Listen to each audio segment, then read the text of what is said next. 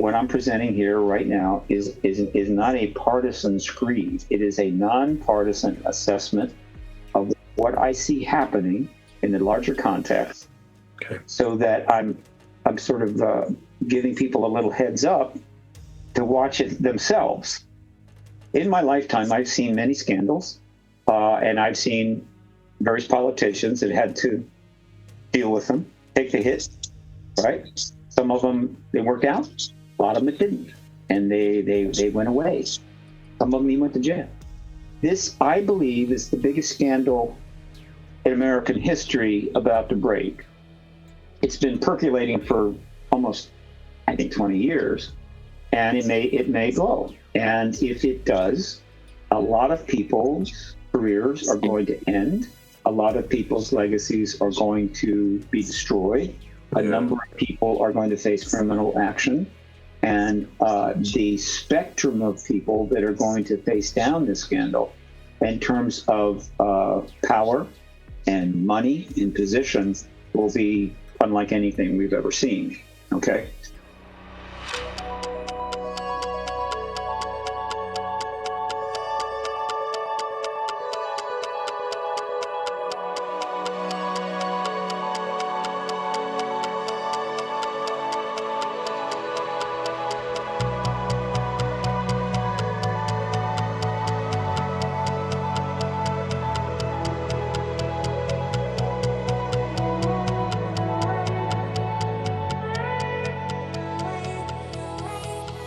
Hey there, beautiful souls. It's your girl, Allie. We are back at it again for another episode of Living Life Consciously. We have a very special guest lined up for you today, and I am stoked to get started. So without further ado, Justin, say hey. Hey there, Cosmic Thrill Seekers. I'm Justin. This is Living Life Consciously, where we explore the extraordinary, ride the waves of inspiration, and embark on an adventure of limitless curiosity together. Leslie?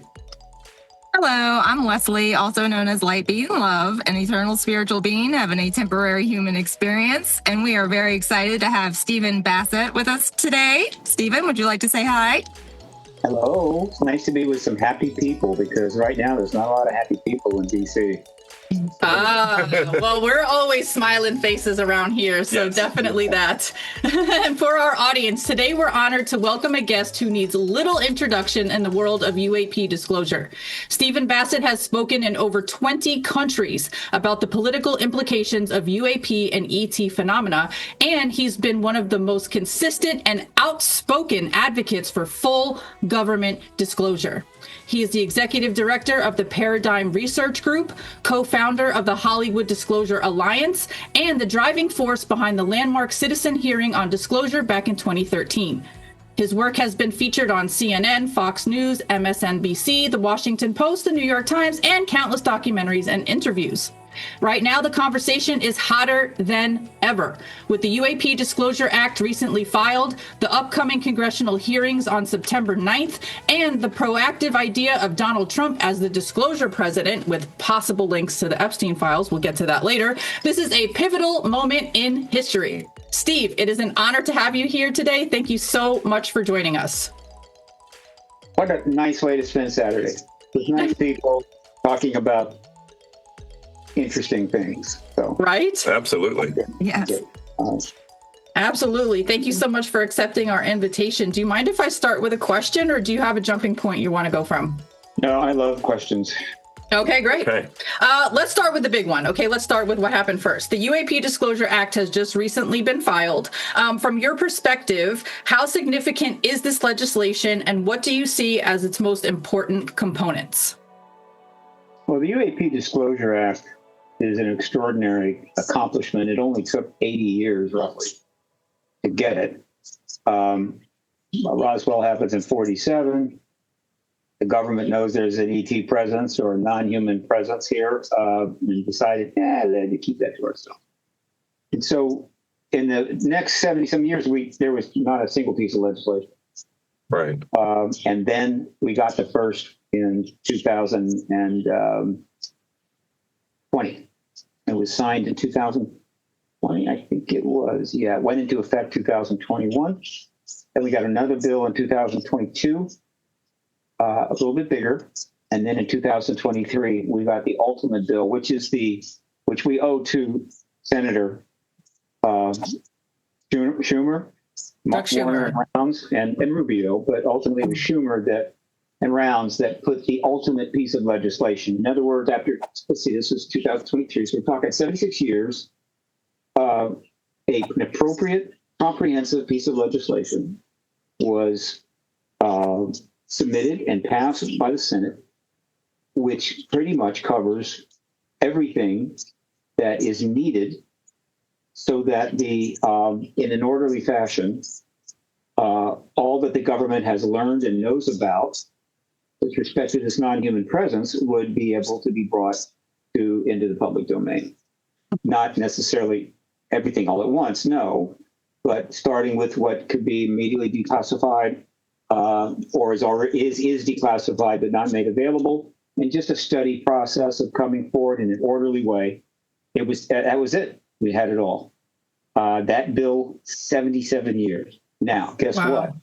While that was the bill we've always wanted, which basically had all the bells and whistles that you have to have for this particular task, which is what legislation is supposed to be about, there were some people that were not happy about it. They were just a little bit nonplussed that, my goodness, what are you doing, you crazy senators?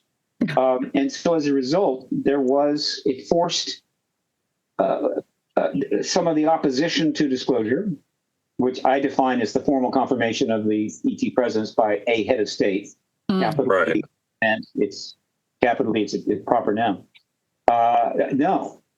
And they were upset about a number of things about the bill, most importantly, eminent domain, which essentially told all the contractors that we might, if we wish, take from you what you have learned and done with respect to this ET tech that we placed in your hands for a number of reasons, and they didn't like that because they felt that was putting at risk their potential to cash in for their shareholders' benefits on all of this work they've been doing for decades. I mean, I don't really blame them. I get it, but Schumer, for whatever reason, put that in there.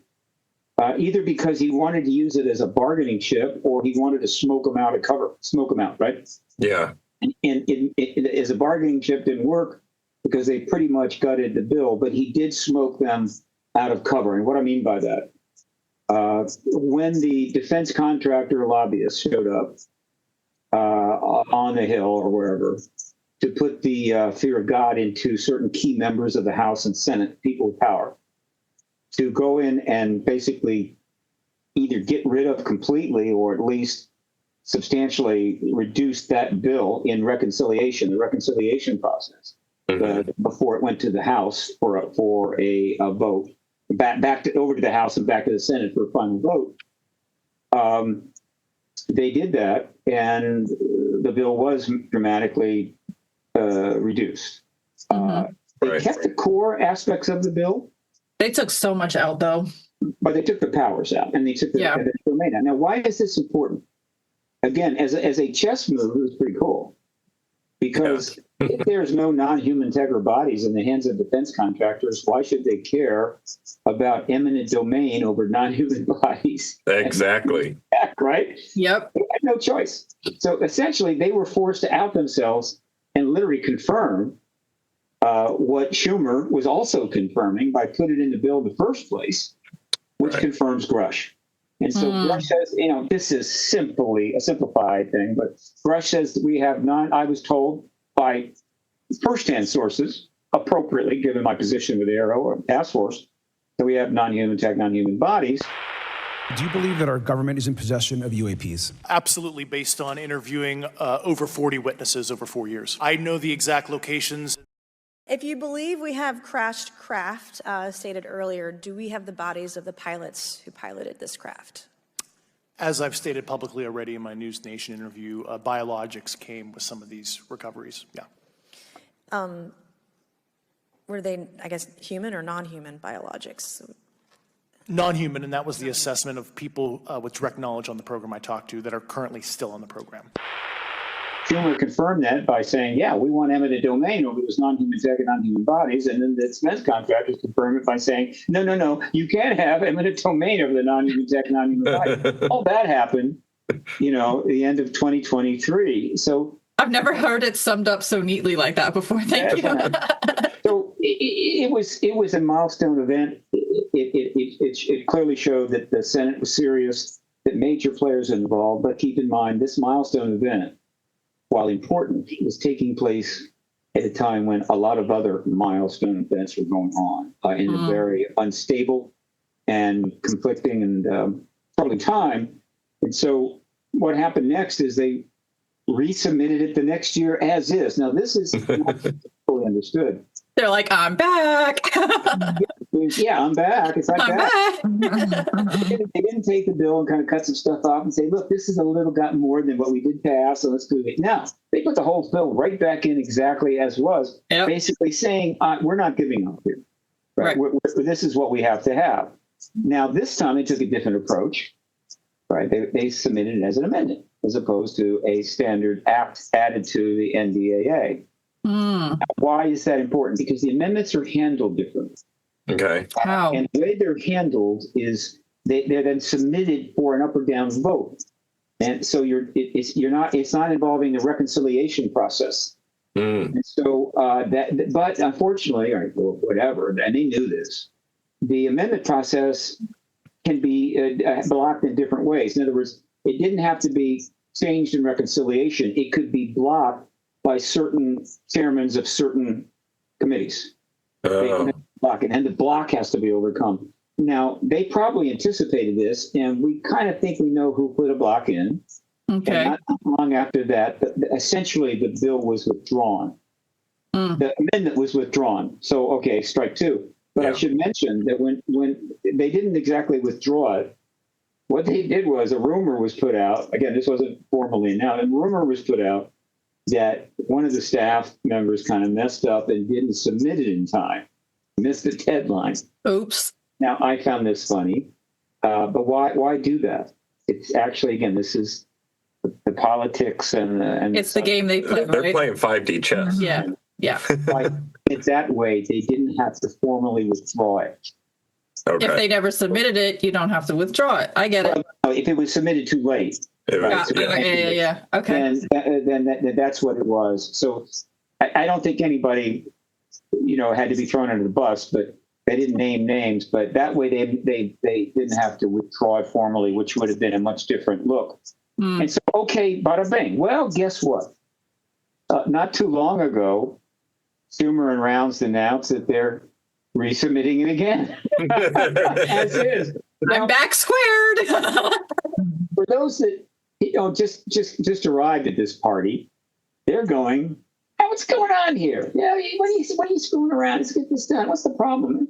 If you've been in this issue as long as I have, and you know the history going back to 47, you realize this is huge. Yeah. This is an indication that we are so close that there's still some things that have to be overcome, but we are miles and miles ahead of where we were. Yeah. And so now this bill, where this is at, UAP Disclosure Act, which, by the way, it has as its final, I guess what do you call it, little section at the very, very end, is a section that repeals the bill that did get passed back in 23, the one that's kind of cut in half. So they're not. It's not an add-on. It's like we're repealing that and replacing this. Okay, and that's what we want. Okay? Right, which is what we want. Heck yeah, that's what we want. So where this is that it was delivered to the Senate conveniently just before the recess, which is almost over a month. It's like a month. I think by either Rounds or Schumer, doesn't matter. And they announced that. So the Senate would then be able to then have a whole month to think about that and not have to deal with it. And then when they come back, it's going to get a vote right away. It should pass easily in the Senate. We shall, if it doesn't pass, that is going to be a significant message that needs to be addressed, no question. Yeah. So man, the first week of September it gets passed, and then it's going to be delivered in the second week of Senate over to the House. Okay. Or now, what do I mean by that? They're using a third approach. They tried two. Let's try this one. Okay. Now, this approach, they're getting trying to get one or more co-sponsors, and apparently they have one in Eric Burleson to co-sponsor the bill for submission in the House. Okay. So why is that important? In other words, they're trying to get an up or down vote. Right? The reconciliation obviously prevented that. Blocking the amendment prevented that. Yeah. But if we can get the co-sponsors in the House that will submit it, and we could get an up or down vote. However, when it comes to submitting a bill in the House, the Senate Majority Leader, pretty sure it's the Senate Majority, has the ability to block that. But if you've got co-sponsors, particularly if they're bipartisan, then the chances are better that it will go through. Now, I've approached Moskowitz's office. I'm trying to get a meeting. Well, I met with one of the staffers, but I'm trying to hopefully approach Jared Moskowitz if he would like to co-sponsor the bill, because he's Democrat. It's spoken positively about this. And then Burleson, of course, is Republican. I can get into Carson's office or Garcia's office. Yes. Yeah. House to support the bill.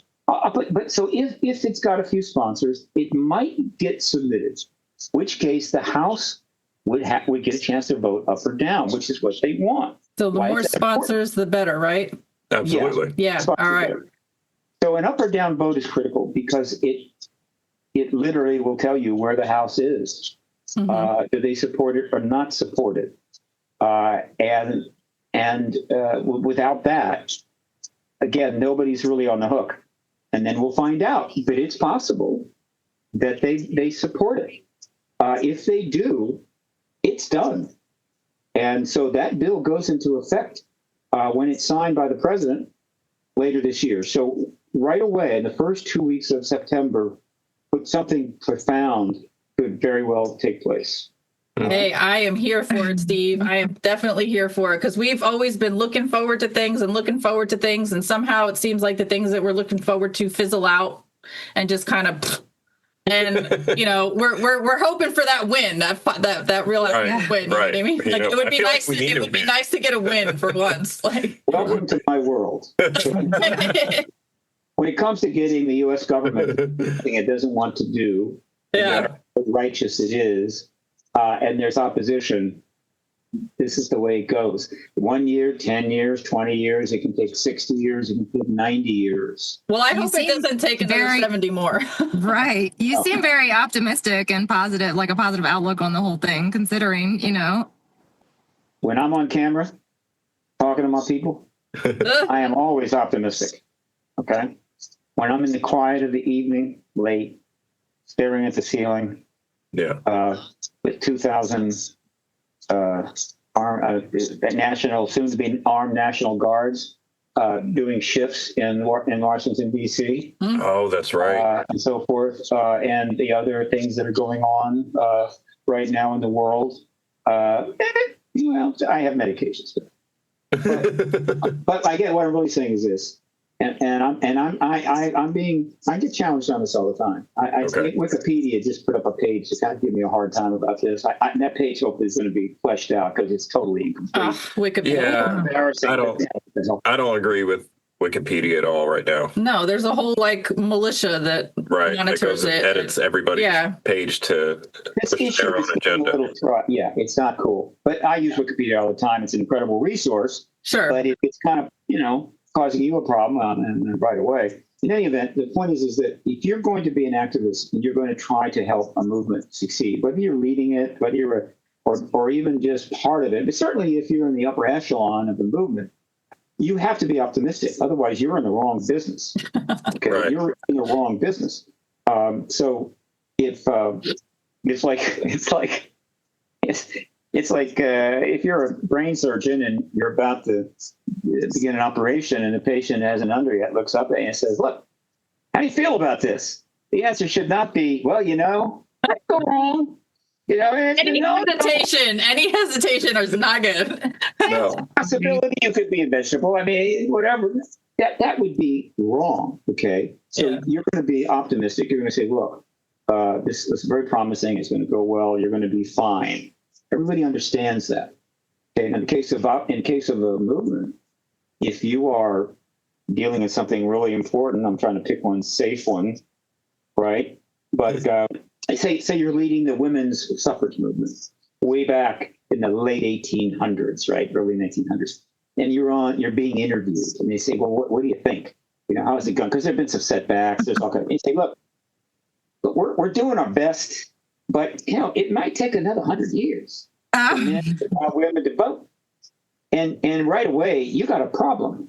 So why the hell are we talking to you at all? And why should we care? Why should we all be dead by then? This, I wasn't going to mention it, but I feel like I need to at this point. But I usually take a minute, before I do interviews, just, with nature and just, it's just the thing I do. But I did see some bees, and of course, that spoke to me, and it made my train of thought go to like, we and you, our guests that we're about to speak to, are pollinators in a way. We're like the bees are pollinators of, the awareness and the, of, UAP or, on Allie's channel as well, spirituality and things like that. So I just feel like I felt like I had to say that because yes, bees just keep going, they pollinate, and that's how things grow. So nice. Okay, I could be a bee. Bee's good. Yeah. I can be a bee. But the activist has to provide a goal, or the activist movement has to provide a goal or a cause.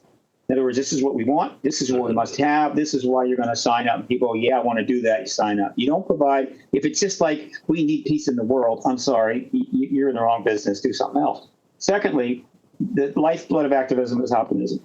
There has to be every effort must be made to provide an optimistic perspective on it. The prospects are, how would you say, good. At least they're favorable right now. If things go south, you talk about that, but you don't say, well, it's time to give up. You just say, look, this is what's happening now. It's kind of suppressing. And however, this we're looking forward to this, and it can change. And what have you? Got to do optimism, okay? And you have to educate. All right. In other words, people may want something, but if they don't have an understanding of that something in the history, it's harder for them to stick with it. It's harder for them to continue to keep them. You got to educate. And one of the things you do in the education realm is you have to create the proper language. The governments, the way the government works, the way that any organization works is trying to essentially warp your view in order to get what they want. They create their own language. They make you use the language they want to use, so that the very use of the language is pushing you back. Hashtag programming. Is that called legalese? I don't know. Well, it's called sophisticated propaganda is what it is. Okay. Yeah. It's one, getting people to think the way you want is one way. Getting to think and speak the way you want is another. And so this is something that some people get, some people don't. So one of my things that I've accomplished over incredibly, ridiculously too long a time is to help change the language. All right. So whether we're talking about UAP instead of UFO, or whether we're talking about defining the prize as disclosure, capital D, an event, confirmation from the head of state, whether it's changing the term UFO cover-up to truth embargo, these, and because I don't write books, I'm never going to get credit for this. Nobody's going to say anything. It's like, yeah, who did that? Nobody knows. You gotta put it in a book, right, and publish the damn thing. And I can't sit still. I got ADHD, bad. Let me tell you. So, but these are some of my most important contributions is help change that language. This is what you do. Optimism is key. Yes. And the more things get pushed back, the more they're delayed, the more that optimism becomes irritating to those out there. And then the response to that is, I hear you, but we're still going to win. Nice. There you go. Nice. All right, so the upcoming congressional hearings on September 9th are already being framed as historic. What do you think we can realistically expect to emerge from these hearings? And are we inching closer to that long-awaited formal confirmation? Well, we're always inching closer. There's that optimism. Yeah, inching closer. But lately, we've been kilometer going closer. It's like, we've been moving at a far faster pace than we did between 47 and 17. Yeah. So we're moving so fast that even when they push back, we're still, reasonable speed. In any event, okay, first of all, I don't know who's framing this hearing as historic. I don't see it that way. It is going to be important. but it's not shaping up yet as historic. Okay. The Grush hearing was historic. No, Okay. Yeah, yes, I agree. I think it's because this time around we're supposed to have firsthand witnesses. First of all, we don't know who the witnesses are yet. Right. In fact, the damn thing hasn't even been formally announced yet. True. The date and the time is kind of an internet thing. It's turned up here or there, but I have yet to see anything directly from the person's office. Burleson confirmed September 9th in a X space. Oh, yeah, and the Twitter space. Yeah. Again, him confirming in the X space is... You're waiting for that official announcement official. from .gov. I get it. I got you. Okay. Yeah. I mean, that's, I'm sorry. That's what we're going off of. Yeah. He could be ahead of his skis. He could have felt whatever. And so I'm not saying it isn't accurate, but according to what's on the net, unless we hear differently, and we need to, because, people could go to a hell of a lot of trouble to go to these hearings. Yeah. Got to know what's going to happen, right? Yeah. So September 9th, it's in a different committee room. I forget the name of it, which I need to check out for size, at 4 p.m., which is another interesting thing. 4 p.m. is a different ballgame than the previous hearings, which were held in the morning. So if you want to get in line to get in the hearing in the morning, you just come in really early and off you go. You maybe have to wait 6 hours. But if this hearing is going to be heavily attended, if it's 4 p.m., you might have to wait 12 hours. Oh, wow. Hours in order to get in, but who knows? So we got to deal with that. Okay. And then the witnesses still not been confirmed. Right. Now the internet has come up with some possible confirmation. These are rumors as far as I'm concerned, but one of the internet statements on this, which included a video, seems to imply that these witnesses were provided by Stephen Greer, which doesn't surprise me at all. I thought it was Jeremy Corbell. There is a video of Stephen Greer speaking with Burleson is in her office, and I think that the three witnesses that have been mentioned were in the office at the time. They were there, but at least one of them was there. So the witness that is most interesting, if it's true, is Michael Herrera, and we shall see. But again, I don't know. I know that the witnesses that are there are interesting, provocative, complicated. So it'll be interesting to see how it goes. But they are not formally confirmed yet. So that's where we are. So don't buy that plane ticket yet. But check in, right? You just go online every day and put in UAP hearing September 9. Yeah. And see if it's and then look under the news articles. Look under all, but look for a formal announcement from either Burleson's office or from the oversight committee or the task force. It's so funny that you say don't buy your tickets yet, because just yesterday we were watching the night shift live stream. They call it Doomer Fridays, and they announced that their team, the night shift crew, is going there, and they were like, yeah, by the way, we already bought our tickets. Like, there's people coming from UK, there's people coming from LA, there's people coming from Florida. So it's like they already bought their tickets. That money's already spent. So like, if this thing ends up getting derailed or rescheduled, they're going to, so well, at this point, they're going to still go and hang out with each other. But like, you made a good point about like, because I mean, even to reiterate that point even more, Luna was talking about that this was supposed to happen back in May. She made all these Twitter announcements, May 29th, week of May 12th, whatever. And then here we are in September, still trying to get the hearings that were supposed to happen back in May. So it's like, I don't know if they're going to happen on September 9th. Like you just said, they haven't officially announced it yet. So I've just shifted over to the Chrome. All right. So let me show you what I hear to see now. All right. You got a confirmation on Reddit. Right. On Reddit. Confirms. All right. Then we have under congress.gov committee schedule for the week of September 9. I'm hitting it right now. Let's see what we've got. House Committee on Rules, House Committee on Oversight and Accountability, but that's on the 10th.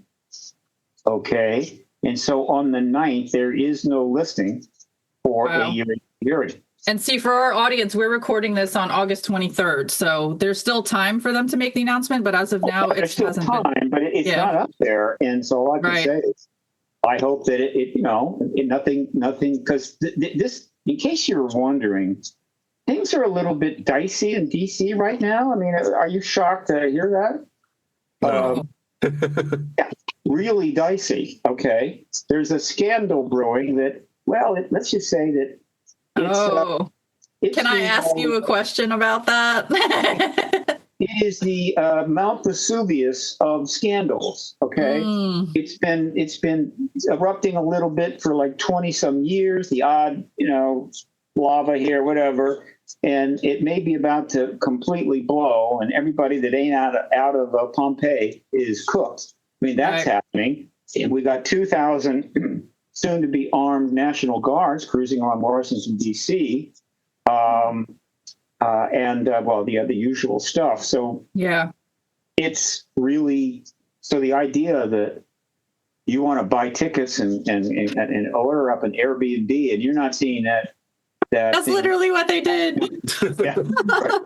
They could change it like that. And what I mean is this: if one policeman in this town gets hit with a baseball bat, now look, a Subway sandwich is not sufficient. So he has been charged with a federal assault felony. One baseball bat, or God knows a gun shot, whether it hits or not, but maybe even wounds, and this town is going under martial law. And so, that is not a joke. This is the kind of stuff we're dealing with now. Is this, hey, if you like excitement, if you're one of those people that likes to free climb without the ropes and stuff, because you love the adrenaline, come to DC. That's what's going on. So I'm talking to people, folks. Things are crazy. So that now, in addition, so you have the hearing. That's separate from the UAP Disclosure Act having another run. Yes. All right. And who the witnesses are is going to be important. And we shall see. So the first 15 days of September is a milestone. But then there is a third thing going on. What's that? Bigger than the other team. Let's hear about this. On to hear that. So what's in it for me? Okay, never mind. Okay. Look, I've been talking about this, and I'm trying to improve how I present it. Okay.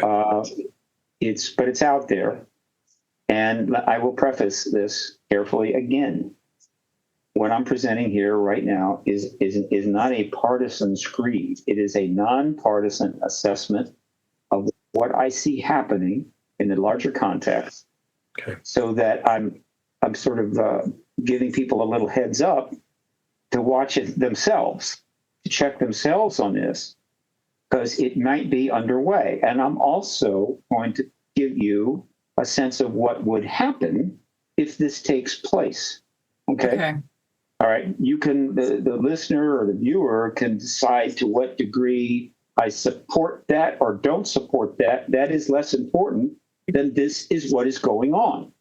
And a reasonable person, and certainly someone that knows the issue as well as I do, is reasonable to project about this and to speculate. There's a time for speculation. There's a time to just keep your mouth shut and wait. So what am I talking about?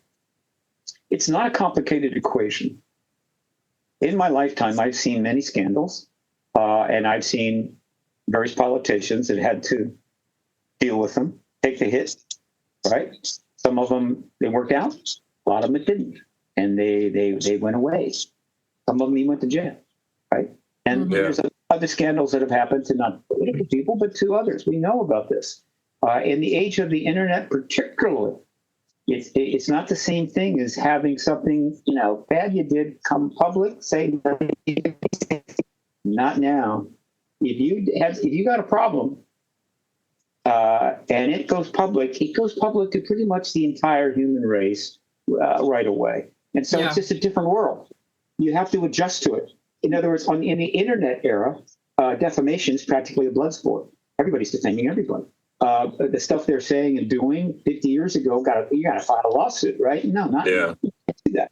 So you have to normalize it. You have to put it in a proper perspective of what constitutes something that you actually have to respond to in a legal way, assuming you have the money, and almost nobody does. And so this is the context we're dealing in. This, I believe, is the biggest scandal in American history about to break. In the age of the internet, the podcast revolution, and something like 3.5 billion cell phones. Okay, so in other words, if you've done something bad, this is not the best time for that to happen. So let's hope that all of us are being careful about what we say and do and all that kind of stuff. So it's been percolating for almost, I think, 20 years, and it may blow. And if it does, a lot of people's careers are going to end.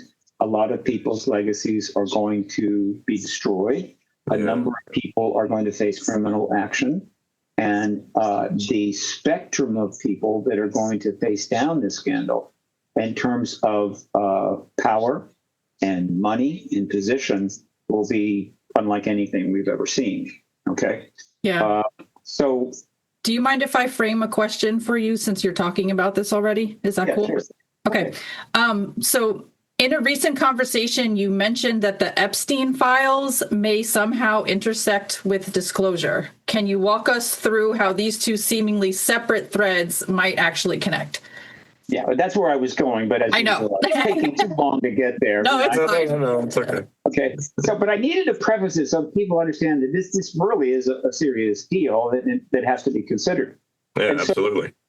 So what I see is that there is a very significant potential that this scandal will blow up, and it will impact members of the current administration, among others. And it's going to be brutal. It's going to be hell. And so what do you do? All right, what do you do? If you have power and influence, you bury it. If you have power and influence, you actually, how would you say, edit it, right? Change it so that it's not too bad. Yeah. If you have power and influence, you can blow it away. In other words, make it disappear. Right. Which that's the ultimate edit, right?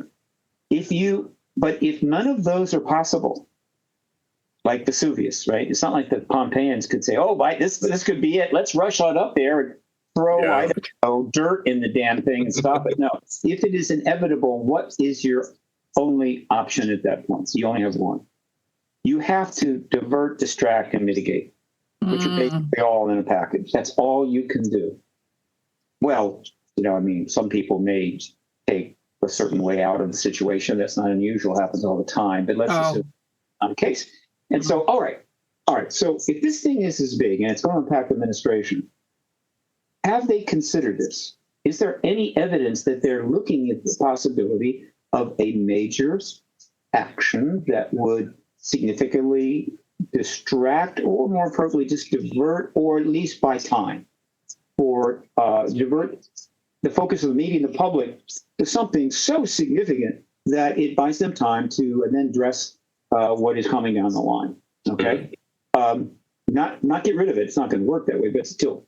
And the thing is, something of this magnitude, and it's pretty much a simple mathematics. Something of this magnitude is going to require something of an equal magnitude or bigger, right? Right. Things that you could do that would be somewhat distracting, but they're not going to succeed on this. It's got to be huge.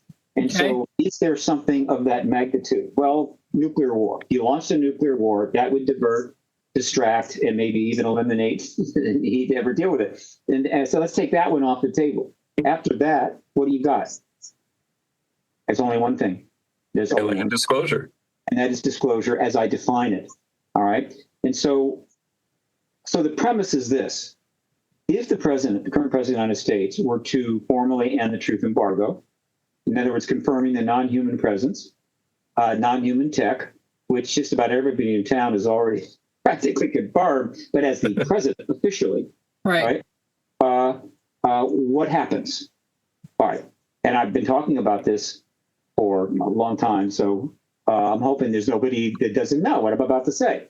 That head of state instantly achieves one of the greatest political legacies of all time, triggers one of the most important in human history, a paradigm shift of unprecedented size, becomes a global figure,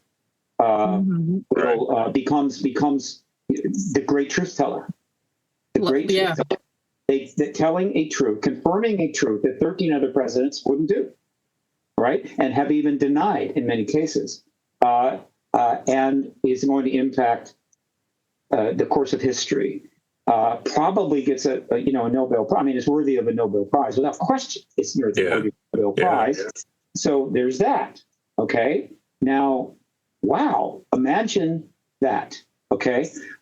Is that a massive diversion, distraction from this other thing that is developing in DC?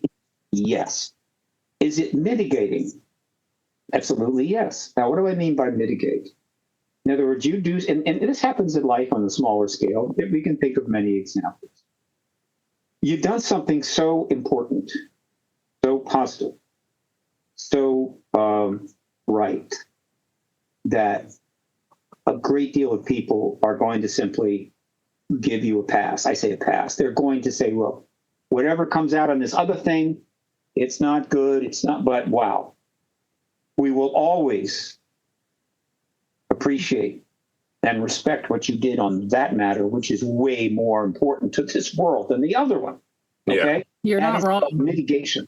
And so I'm saying, okay, that would do it. Okay. Right? I think most people would agree that it would do it. And they would agree that a lot of other things that have been tossed out there in the news reports about, oh, the president's doing this or the administration's doing that to distract and blah, blah, blah. No. So is there any evidence that that is actually under consideration? And yes, there is. What's the evidence? The evidence is this. Pretty much this. There's probably some other things, but these are the things that you should care about. Okay. One, we have ample confirmation in various ways that the president has been briefed about this issue. Okay. The president has people within his sphere of influence or a sphere of administration and so forth and family that's talked about this issue. Yeah. His son, Don Jr., all right? And so now what I mean by brief could be as little as so-and-so talked to the president and said, you know, this is real, or could be real, or you ought to do something. There's evidence that a number of people have done this. Now, the evidence is it's not rock solid. It's not something confirmed in a court of law, but there's enough of it that I have seen in the last years to know that he is aware of this issue. Not to mention the fact that it's all over the place all the time. How can anybody not be aware of this issue? You think he had no idea that David Grush said we had non-human tech, non-human bodies back in 2023? Of course he did. Of course he did, yeah. So he knows the issue is real. He knows it's in play. And he has people around him that I think are actually talking to him. I think he's gotten the odd light briefing or briefing light from some people. Has he gotten a massive briefing by the Central Intelligence Agency? No, I don't think so, but he's gotten some briefings. He knows enough, though. That's right. Okay. So that's point number one. Okay. Now, here is three more extremely important pieces of evidence. One, January the 15th of this year, 5 days before the inauguration of his father, Don Jr., who has a competent, good podcast with a significant following called Triggered, just happens to bring on Ross Coulthart and Louis Elizondo, two of the absolute people in this field. Right. Yep. Right. I mean, maybe he even wanted Grush, but Grush is kind of lying low because the heat's never been off of him. And so they come on and talk ET UFO for two hours. You think that was an accident? Like, oh, you know what? We booked it long ago. We had no idea that he was going to win the election and be inaugurated 5 days from now. So we mentioned, obviously, we have a new administration coming into power in 5 days. What would you love ideally for that new administration to address as it relates to these findings? What are the things they do need to acknowledge and get out there? What are some of the things they may want or need to keep secret? And where do you expect the story to go from there? Well, Don, it's funny, as a journalist, I would rarely do this. But one of the things that was recommended by Chuck Schumer in the previous administration, or the current administration, was a really laudable idea that was actually backed by both sides of the House. And it was the idea of a presidential records review panel that looks at all of the UAP information that's held secretly within the government and makes a decision about declassification. Because the worst thing that could happen is catastrophic disclosure. I know that there are things that the public shouldn't know. I mean, I'm aware of operations that are going on involving reverse engineering that I genuinely do accept shouldn't be made public. But there are other things that I think should be made public. And I think what's happened is the secrecy has been used as an excuse. I had a conversation recently with somebody who has a lot of gold braid on their shoulder. And I said to them, "Sir, is there any good reason why the public can't know that there is a non-human intelligence engaging with this planet?" And he laughed at me and he said, "Ross, go for it." And he encouraged me to do this story. Yeah. And I said to him, "If there's a good reason why I shouldn't run this story, please tell me." And that's exactly what my friend, the whistleblower, Jake, has done. He's done entirely the proper thing. These guys are patriots. They've gone to the Pentagon. They've told the Pentagon what they knew. And you know what the Pentagon did? It covered it up. That's what they did. They lied to you. They lied to you, to the American public, and to the Congress. And worst of all, Don, they've lied to presidents. And I think too in the program who so desperately want to testify, they're the people saying this. They want you and your dad to scream from the rooftops about this and get answers. And I'm sure Lou, who's coming on later, is going to second this. And I'm sure David Grush, who spoke to me on News Nation in 2023 and went public with his concerns, he's genuinely concerned that the attempts that he's made to get this heard inside government are being ignored. And it's basically because of the power of the defense, aerospace, and the national security establishment. President Eisenhower once warned that there was a danger in the military-industrial complex. And the irony, Don, is that it was probably President Eisenhower who was responsible for instituting the legal basis for the cover-up in the first place. Well, Ross Coulthart, thank you so much. Guys, make sure to check out more of Ross's UFO work on News Nation this Saturday, 8 p.m. Eastern. We really appreciate your time. And as this breaks, I'm sure we'll be talking again in the not-too-distant future. Thank you, Ross. A pleasure, John. Good to talk to you, and have a word with the old man for me, please. I'm definitely going to do that. Like I said, you know that I'm interested. It was the one, if I had one question, that was the one I wanted to know. So maybe we'll finally get to the bottom of it. Well, do me a favor. Get the answers for us. We all want to know. I'm working on it. Working on it. Promise. Thanks. Thank you, Ross. Coincidence? I think not. Okay, that's number one. Number two. Now, oh, by the way, once I saw that, I instantly said something going on here. Okay, Yeah. That's a significant. That was telling, right? No. And this was before the Epstein scandal was taken to a couple of levels up. Okay. It wasn't really like it is now. So months go by and all kinds of things are happening. God knows. It has been a boring 5-6 months. Everything is going on. You name it. All right. And I'm going, okay. And we're trying to, as usual, we're trying to advance the UAP disclosure process in spite of this war, that terrorist attack, this political thing, whatever. We're doing the best we can, but always making a little progress, which is important to note. And then out of nowhere, actually there was 4 things, not 3, 4. Okay. Out of nowhere, the Vice President of the United States turns up on a podcast number 2. Why is that important? Podcasts are just podcasts. Some of them are huge, some of them are not huge. You know what I'm talking about, but they're not official.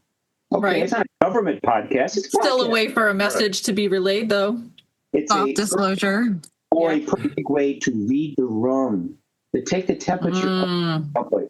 By saying something on a podcast to a modest-sized audience that's not official. Seeing how they react. Yeah. And so and by the way, there's never been a podcast held by a president's son talking ETs ever. That's a historic first. Okay. And there's never been a podcast when the vice president went on and allowed the ET issue to be brought up and then says on the podcast, I'm obsessed with UFOs. Right. Okay? Like, I'm obsessed with the whole UFO thing. What's actually going on? What were those videos all about? What's actually happening? I haven't gotten to the bottom of it yet, but we're only 6 months in. We've been very busy. That's actually the August recess is in part me going to try to dive to the bottom of the whole UFO thing from last year. So I mean, you got to have us back. Okay, I'll let you know. I'll let you know. We'll help you go through the whole Roswell situation and everything. Yeah. He's a big UFO guy. So. I am. I've been to Roswell. I've done the tours. I've done the whole thing. Did you see any aliens? No, I saw the hangar where they were. No, I got the whole dime store tour of Roswell. Yeah. They're a little bashful about it now. Okay, so we'll have to check back on that. But if you need to take me to Area 51, I'm happy to join. Once I get to the bottom of it, okay. If there's anything there, I'll make sure you're the first to know. Don't take any of these guys. Has anybody in any administration ever said that? Did Clinton say it? Did Carter say it? No.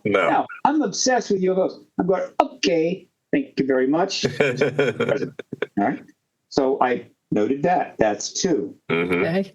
And then 3 days later, somebody else goes on a podcast who's pretty high up in the administration, the director of national intelligence. Yeah. That's extremely high up in the administration. For those that don't like people in administration or think that person shouldn't have that job, fine. The point is the job is the job. And the director of national intelligence has one of the highest positions in the United States government, an enormous power.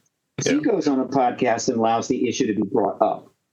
And let me emphasize, if you're a president or a vice president or official at that level, you can pretty much decide what's going to be brought up and what's not going to be brought up. And if you don't want something up, you're going to say so. And if they say, well, I'm sorry, sir or madam, we're going to do that, you say, well, I think I have another engagement. Or if you want it brought up, I assure you, they will agree to it. So she makes some relatively positive statements, doesn't dismiss it out of hand. She's careful, but nevertheless, she engages the issue 3 days after Vance has done his thing, so she knows about that. That's three. So, I mean, is there anything, we've had some declassification of some very strange videos that look like they are, unidentified flying objects. Is there anything in the files that you think you could find or you have found? Nothing that I'm prepared to talk about today. So watch this space. Say what? Watch this space. We are I'm just going to say this. We're continuing to look for the truth and share that truth with the American people. Going, okay, is this going to go up or down? Is the heat going to get turned up even more, or is it going to be turned down? 5 days later, what happens? Luna, the head of the Secrets Task Force, of which the UAP is one of its mandates, regardless of the fact that she's assigned it over to Burleson because she's buried dealing with what? The JFK files and the EPSTEiN files. In other words, I got so many files on my hands. Eric, you do this. Right. Okay? Take this stack, man. And so she's the chairman of that task force. She has subpoena power through Comer. She was obviously involved in the 2 hearings prior to that that were held in the subcommittee. He goes on Rogan. Okay. Rogan. Was she asked to go on, or did she ask him? We'll probably never know. Doesn't matter. Rogan just happens to be the podcast to help elect her boss. Yeah. You get 20 million views ultimately. And she goes on the podcast. Do you think that it's possible that these are U.S. vehicles that are top secret? I definitely think that there's a level of advanced technology that the U.S. government has. And I think that tech can be housed within the defense contractor realm. And of course, some information is going to be classified. But I can also tell you, and this might sound crazy, but based on our investigations and stuff that we've seen, there is definitely something that I think would rival what we know currently with physics, and a tech that potentially is out there that we don't have the ability to reproduce, because it would basically be like dropping a cell phone right off back during the time of maybe caveman. So we just don't have the tech to develop it yet. But there's definitely something that I can tell you with confidence that exists that we don't know how to explain currently. To I guess break it down in simple terms is that I think that some of the tech that exists, that whatever these things have, these energy things have. Energy things? What do you mean? Well, they call them interdimensional beings. I think that they can actually operate through the time spaces that we currently have. And that's not something that I came up with on my own. That's based on stuff that we've seen. That's based on information that we've been told. I want to bring it back to evidence. You said that you've seen evidence. Like, what kind of evidence have you seen? I have seen photos. I have seen... what have you seen photos of? So I was in a skiff, and I can't discuss all that was in a skiff, but what I can tell you is based on the photos that I've seen, I'm very confident that there's things out there that have not been created by mankind. Now, I've only seen excerpts, but I'm going to watch the whole thing. The point is, that what does she do? Again, the average person will watch this, you go, what's going on here? But when I watch it, my hair is on fire. Yeah. I can't afford that. I don't have that much hair. Steve. Putting out the hair, I'm putting out the fire here. So what does she say? She says, she starts talking about some information she got from talking to people that had security clearances, right? Assuming that everything she said would not violate any NDA or something, right? And this is assume that. We don't need to go there. Let's assume it, right? Okay. So she's talking about first-hand people she's talked to, documents she's seen, and she's conveying what she has had presented, and basically saying, this is the real deal here, and I just want you to know that. And what is she saying? These documents confirm we have non-human tech and non-human bodies, which is what Grush confirmed, and Schumer confirmed, and the defense contractors confirmed. It's hardly you can't find check.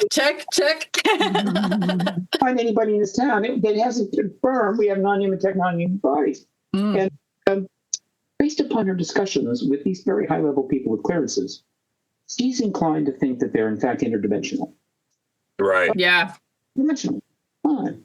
So I'm going, okay, that is not an accident, and that's number 4. And so when you take that all into account, when you are absolutely convinced, as I am, the president has got some light briefings from various people, when you know, because of for a number of reasons, that there are people in his immediate circle, this subject, that like this idea, and unless all of them have been living under a rock for the last 50 years, they must know about disclosure and what it is defined at. The thing I defined that in 2000, right? Which I need to write a book and put that in there desperately. Yeah, you should. That in human history, and that if another head of state does it, and you're second, it ain't the same thing. Right. Okay? In other words, as a mitigating factor, if our current president does not go first and be the great truth teller, but Vladimir Putin goes first, and he's the great truth teller, and you're just following behind. Well, Vlad, since you let the cat out of the bag here, it's true. That you just dropped way down. Exactly. This is an opportune moment in literal human history. So I am putting that all together, and I am making this, what you call informed speculation. Right, that is important speculation, meaning it deserves to at least be considered, and you need to watch for more info. Absolutely. I believe a serious effort is being made to read the temperature, read the room. Okay. What a response would be to the president doing it tomorrow. And this president has a sort of a little extra option that other presidents didn't have. What's that? It is he doesn't have to do it in the White House. He doesn't have to come out and do it in the White House, maybe orders in or whatever, or from the Oval Office. He can go on Joe Rogan and do it, and Joe Rogan will then get more views of that particular podcast than anybody will ever have in history. That'd probably be the most watched video online ever. Oh, absolutely. Like ever. Absolutely. It'll be a surprise. He's not going to announce it in advance, but obviously if the president goes on Rogan, he will have a huge audience. But can you imagine if Trump is on Rogan and he's like, aliens are real, it's all true? Can you I can't imagine it. I absolutely can imagine it. Absolutely. Yeah. So, This makes me think of the term that gets used, catastrophic disclosure. I mean, like, what are your thoughts on that? well, put a pin in that. Okay. Simple. Disclosure is simply this: it is confirming the extraterrestrial presence. How that unfolds afterwards, what the post-disclosure is like, because really, we're talking about potentially catastrophic post-disclosure. Yeah. I am talking about cannot be catastrophic. It's just there's an extraterrestrial presence. I'm the president. It's confirmed. If he goes on and does it in Rogan, that's enough. That is absolutely enough for him. Okay. Yeah. And we have it. I am saying that I believe that is being seriously considered. And as far as I can tell, the response to these four, would you say, efforts to read the room have been very positive. And so, as far as I'm concerned, they're getting that positive response. And so don't be shocked if it happens. I'm not saying everybody run outside and say, yeah, do it. I think at this point, it's not in our hands. Almost like these steps have created it to maybe not be a catastrophic disclosure. I just wanted to add to the list of people that are talking about the issue that are in the administration. We can't forget about Marco Rubio. He's come out and has said that he is very interested in this topic, and he has had a lot of people come out and tell him things. Mm-hmm. And he said either one, everybody is delusional and they're lying, or they're telling the truth. You know, all these people that I'm hearing from cannot all be lying. You know, so I feel like that's important. And then also John Radcliffe has come out and has said that this is real. So that category of people who have firsthand knowledge, who say they have actually seen these kinds of things, do you find many of them credible? Well, I don't find them either not credible or credible, because we have no basis. Understand some of these claims are things that are beyond sort of the realm of what any of us has ever dealt with. What I think we owe them is just a mature, understand listening and trying to put all these pieces together and just sort of intake the information without any prejudgment or jumping to any conclusions in one direction or another. I will say I find most of these people at some point, or maybe even currently, have held very high clearances and high positions within our government. So you do ask yourself, like, what incentive would so many people with that kind of qualification, these are serious people, have to come forward and make something up? And on the other hand, like I said, I mean, extraordinary claims, it's something that requires a lot of work and to back up. So I don't know the answer to it. I think when you're in a fact-finding mission, you're trying not to prejudge anything. You're trying to take in information, and you're trying not to rule anything out or jump to any conclusions, because, this is new to everybody, frankly. I mean, this is not what I thought I would be focused on when I ran for the U.S. Senate, but here it is. And it's, I think, a serious issue. Yeah. Can you tell us, have unidentified flying objects been seen?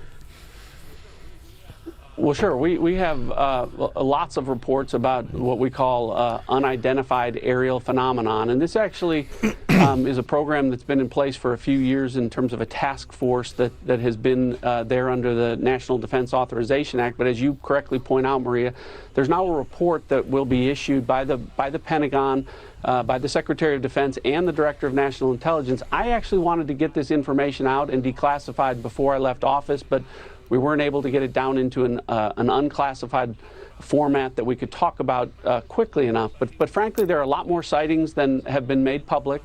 Some of those have been declassified. When we talk about sightings, we're talking about objects that have been seen by Navy or Air Force pilots or have been picked up by satellite imagery that frankly engage in actions that are difficult to explain, that movements that are hard to replicate, that we don't have the technology for, or traveling at speeds that exceed the sound barrier without a sonic boom. So in short, things that we are observing that are difficult to explain. And so there's actually quite a few of those, and I think that information is being gathered and will be put out in a way that the American people can see. We always, when we see these things, Maria, we always look for a plausible explanation. Weather can cause disturbances, visual disturbances. Sometimes we wonder whether or not our adversaries have technologies that are a little bit further down the road than we thought, or that we realized. are instances where we don't have good explanations for some of the things that we've seen, and when that information becomes declassified, I'll be able to talk a little bit more about that. I love that laugh by her at the minute. Like, you're just going to leave it there? Like, this is it? This is what I'll we're tell doing? you later. So tell us, what do you think about UFOs? I mean, I said It's all everything said. I could But I say. mean, do you believe, if someone said, do you believe beings from other planets or galaxies have visited this Earth, what would you say? Your opinion. Yeah, no, I mean, as I said in there, I mean, and this goes really to your question about are there things that concern you? Well, so, I mean, one of the things that, you're charged with as the Director of National Intelligence is to, inform the President as the principal intelligence advisor and other policymakers of the very best intelligence that we have so that they can make, decisions to keep the American people safe, right?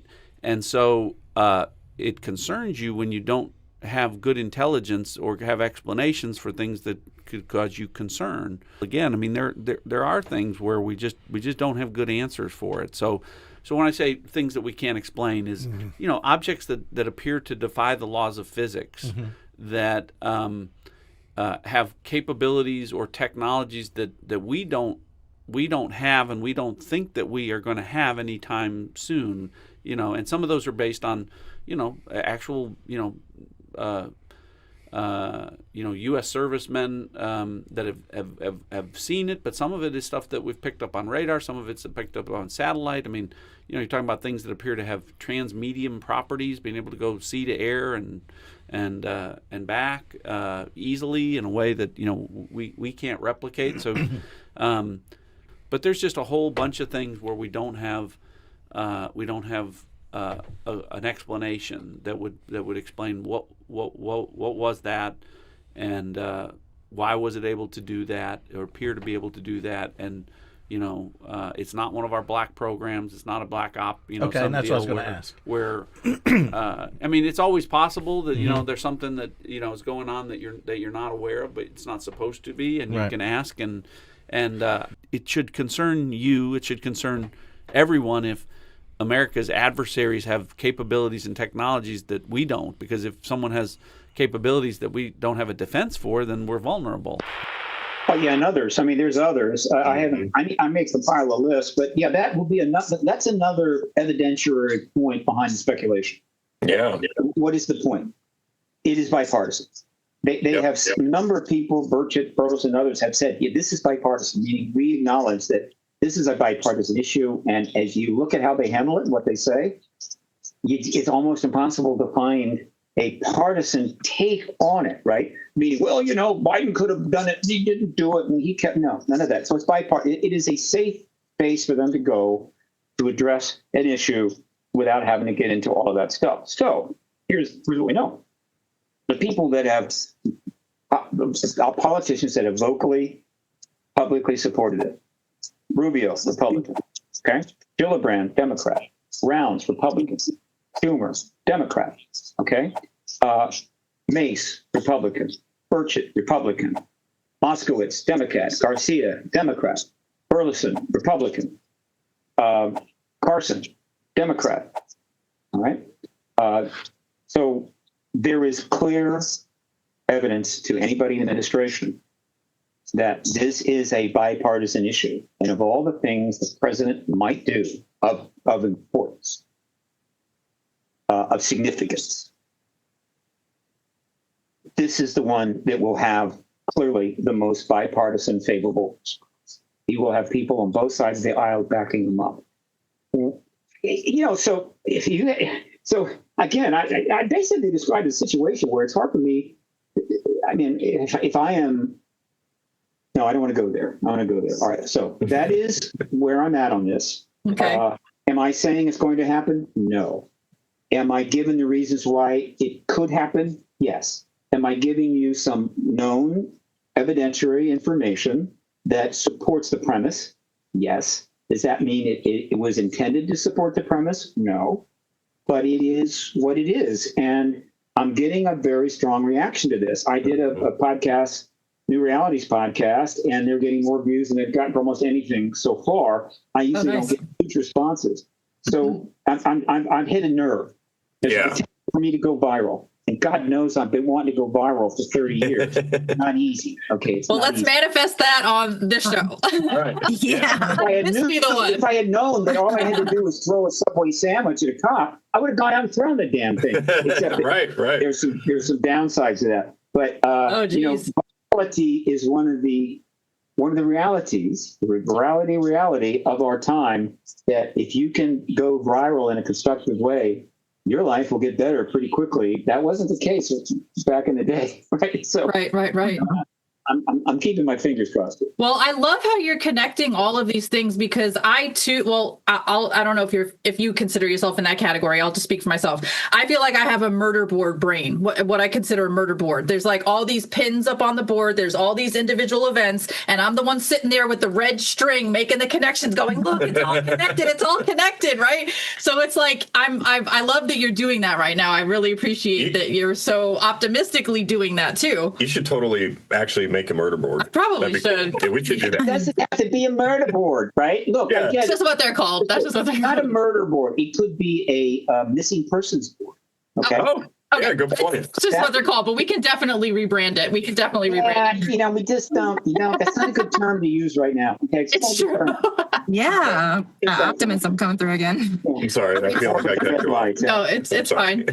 So, Steve, you've devoted much of your life to preparing humanity for this moment. You've been in this field for such a long time, for the day when truth can no longer be contained. 30 years. 30 years. If disclosure truly arrives in the coming months or years, or I'm going to say days, because you're talking about early September, what do you believe it will mean for humanity on a soul level? And then how do you envision the shift in changing in our politics, our collective consciousness, the story of human history and who we are and where we came from? Look, I encourage people to go read Bryce Abel and Richard Dolan's book on post-disclosure, which they wrote and I didn't, because I got ADDH and they don't. And they're smarter than I am too. Let's not forget that. And you can find online, if you Google post-disclosure, you can find some things that kind of talk about it. But it's an absolute massive subject. It's like somebody that was pretty sure that Christ was going to finally, that the Messiah was going to show up back about 2,000 years ago. And then, a couple of months before the Messiah actually shows up, people say, ask some prophet or John or whoever the hell, and say, look, what do you think will happen if the Messiah shows up? Here in power, I think it's going to change the world. Okay. Well, it's like that. All right. So let's condense it down. Okay. Let's just talk about the first 30 days. Okay, please.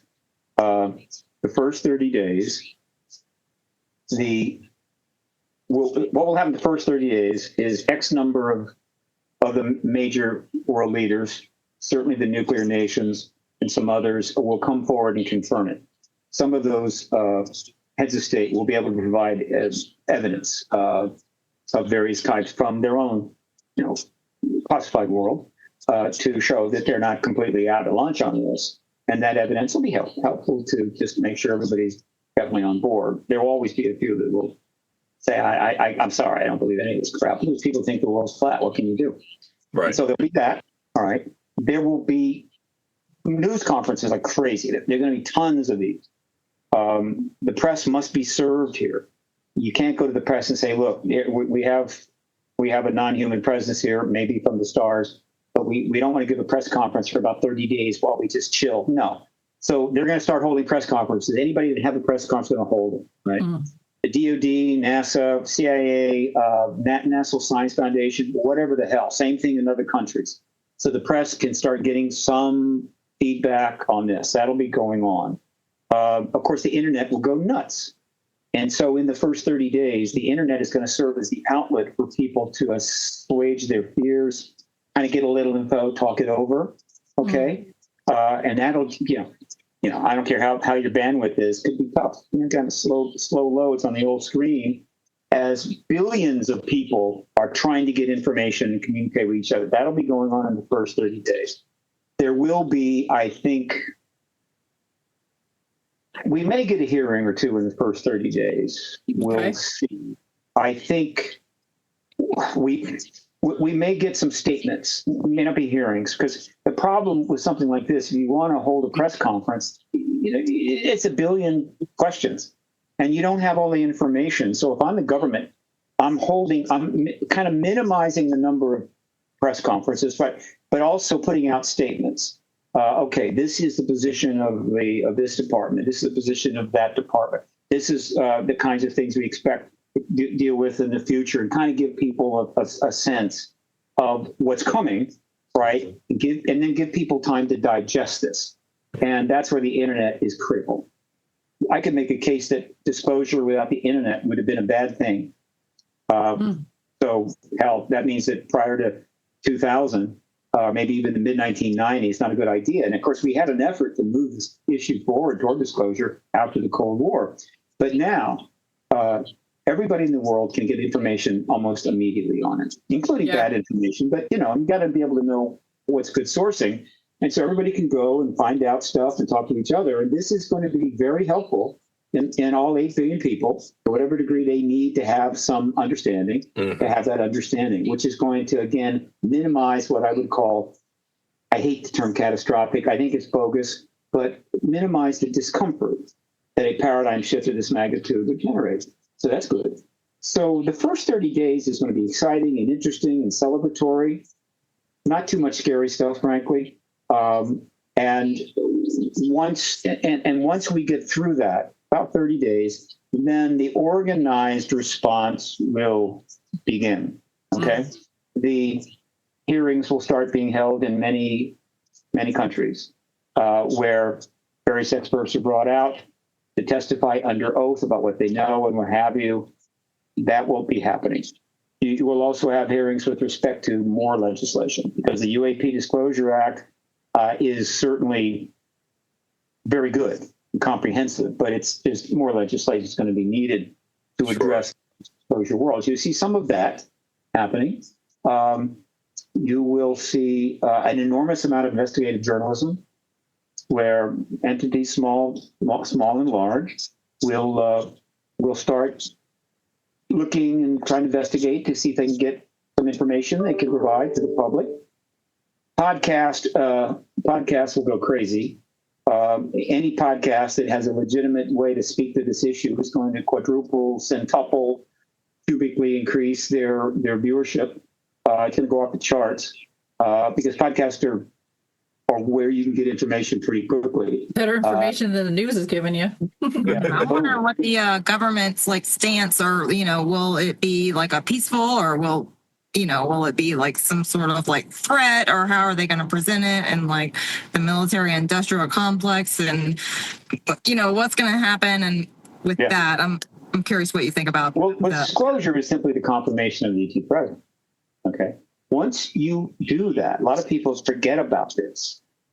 It's like that, oh my God, there's an ET presence. Let's go find out more about it. I mean, we need to find out why no. I mean, the thing is if it's disclosed, it's always been, you know what I mean? And here we are, we're safe, we're on Earth, and nothing's happened, everything's okay, So disclosure, that confirmation validates the vast majority of all the evidence, which has been written up in 80 billion books or whatever the hell. It validates most of that. So right away, everybody now can go to those resources, pull up those books, watch those documentaries, be selective, go for the good stuff, and they can get a huge amount of information is available about what was going on in the last 70 years, certainly the 20th century.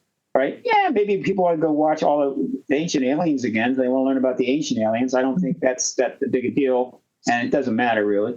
So all of that information is available for people to assess what's going on here. And so, and if you know something about the history of this issue, and the research has been done, it's not something that's to send you, cause you to rip all your clothes and start running down the street naked. It isn't there. It is. There's a lot of positives. there's a lot of common sense there.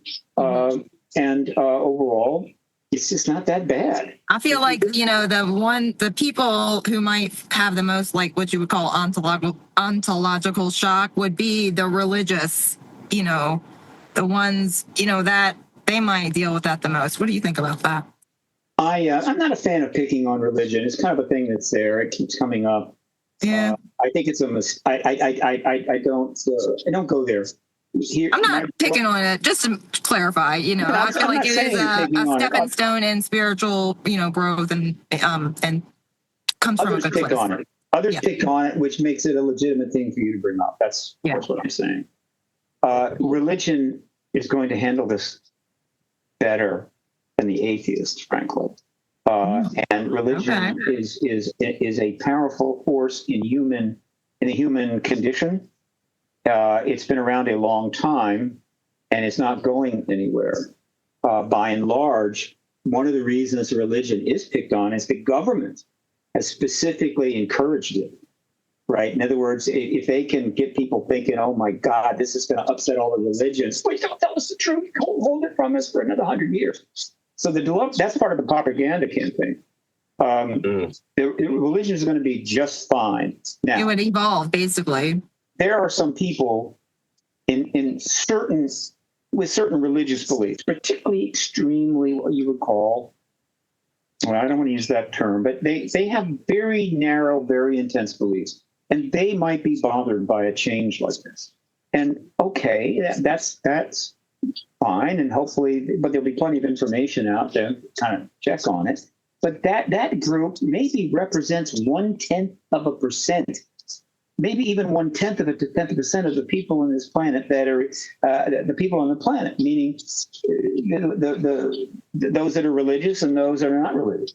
And so it's just not a problem. I do not see it as a problem. So I just take that off the table. They might find the connections that might actually point to, other life in the, that actually might be written in their books in the first place.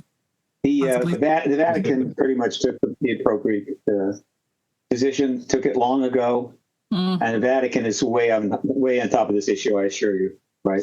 They said, we need to get Pasulka back in that library again. Sure. The Vatican will contribute to a post-disclosure world. They're not going to play games.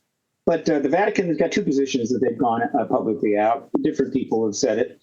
Is that one, if there are other worlds and other life forms, that just means God's universe is greater than we thought. Yep. And two, we'd be happy to baptize an ET if they request it. Yeah. It's the perfect position. It's exactly right. And the Catholic is one of the most structured faiths in the world. So again, don't worry about religion. There are other probably areas to worry about: defense contractors and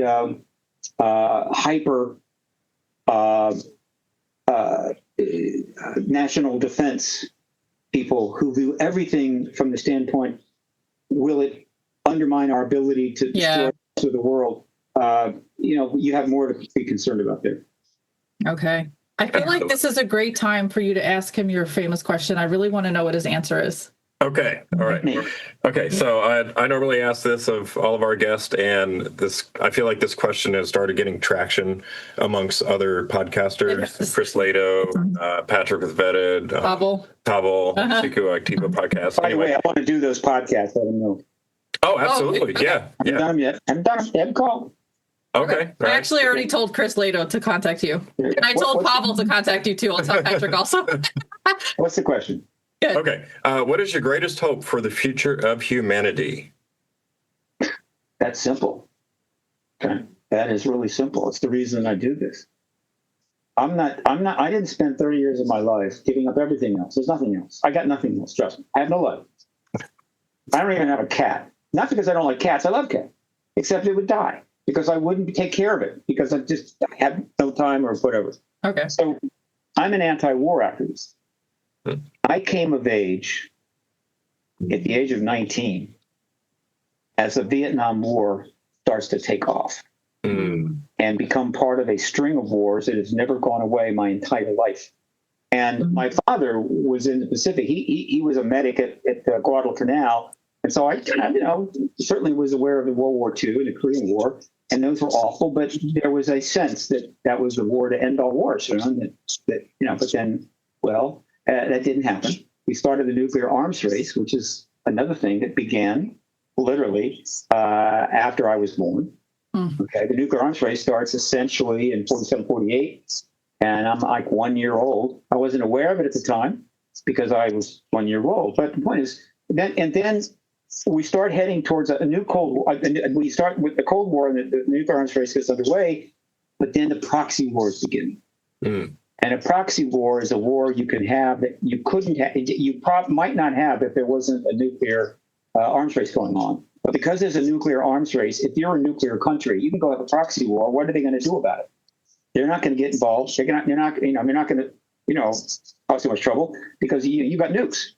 And so under the umbrella of the nuclear mutual assured destructions, we see countries having wars that they can get away with because they got the nukes. And so off we go. And so the rise of the Vietnam War affected, it shaped who I was in a very profound way. It also ruined my life. I mean, I say that cautious. Okay. And ruined my life is meaning it upended my life. It had very negative consequences. Was it at the level of somebody that went to Vietnam and got their brains blown out? No. Vietnam ruined a lot of lives, way worse than mine. But I was affected like a lot of people, even though I was not involved in it. Okay. So, and so from then on, I began to spend a lot of time thinking about what was going to happen in my lifetime. And it's really quite a simple equation. Okay. We're going to have a nuclear war or we're not. And we are going to either decide to put war aside, all wars aside, so that we can address the incredible problems being faced by a global population that started at 2.3 billion at the beginning at Roswell and is now 8.3 billion. That's 6 more billion people. Everyone needs a home, a house, clothing, food, and water. Okay, and guess what? There's not enough to go around, but it's worse than that because it's not the total number of people we've had to feed, clothes, and house since Roswell, because another 4 billion have come and gone.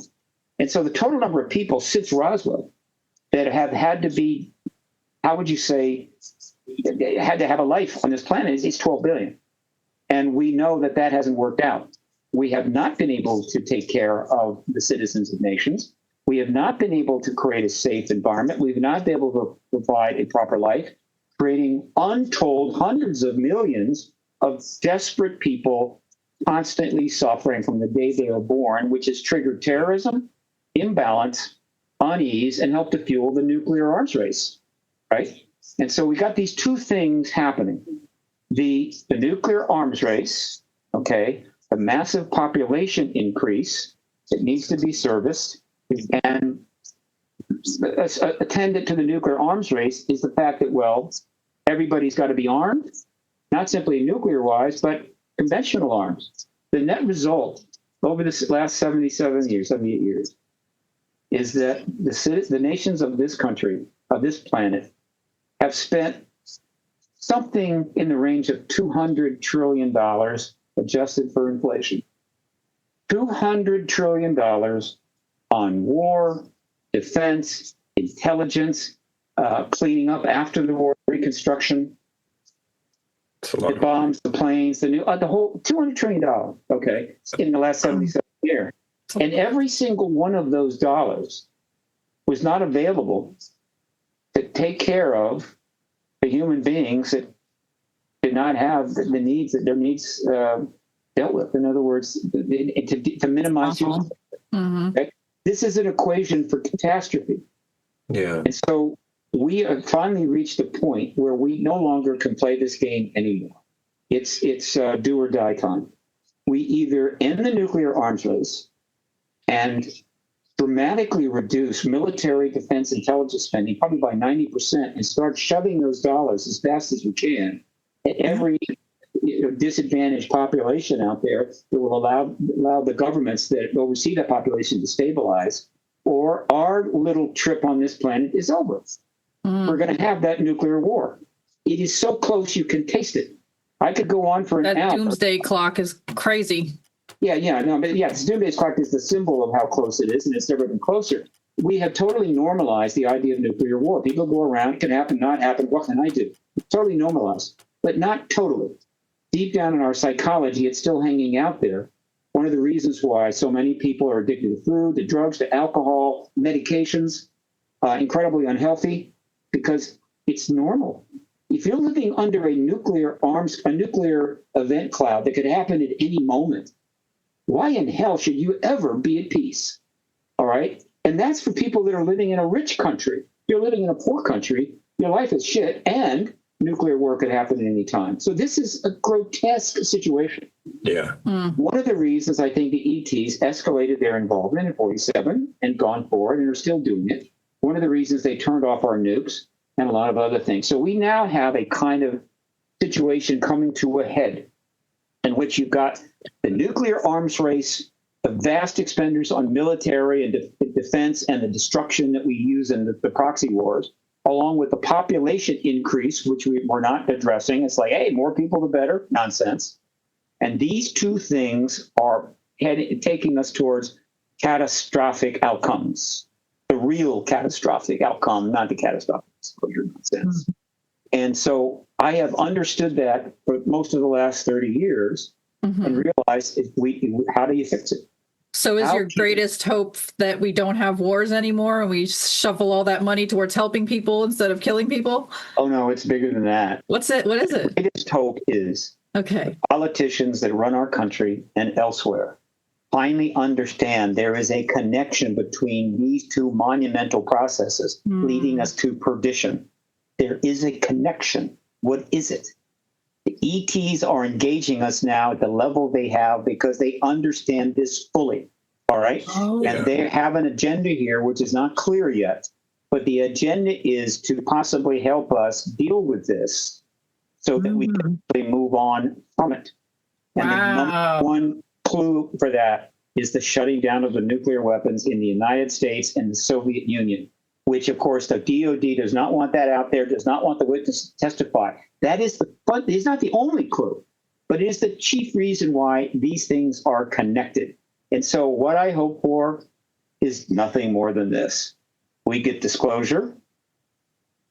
The world comes together, certainly in a nonpartisan way, about all of that. Okay, as we try to address it. It's a massive paradigm shift. It's a worldview changer of more power than anything that's ever happened, including the odd messiah that turns up. And in the aftermath of that, we start rethinking things, but then open contact takes place, which I think is part of the deal. Open contact takes us to another level altogether.